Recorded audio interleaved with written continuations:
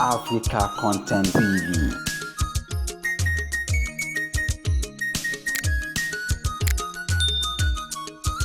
Amóbìnrin tó bá wo Olúwa mi a máa fún ni lówó, tó bá wo Olúwa mi a sì fún ni lọ́mọ, tó bá wo Olúwa mi a fún ni láṣìírí bíbò, àṣírí ó wù ní lọ́ba wá ibú, àdìgbò tó bá wo Olúwa mi a fọmọ ṣàdánwò, tó bá wo Olúwa mi a fàyà sọ̀tọ̀, èyíkéyìí kó lè jẹ́ nílé dúníyàn, ọ̀gá torí kíkan dídùn lábálẹ̀ ayé.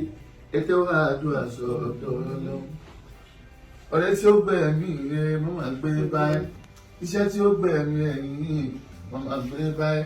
Má fi yẹ́ dára tí ó dá abẹ̀rẹ̀ Ọlọ́run. Má jẹ́ kó bá ẹ lẹ́sìn jẹ́ ọ̀gá wa. Ọba Móbi ìlàlá Muhammadu Rasulullah ilaha illallah Muhammadu Rasulullah.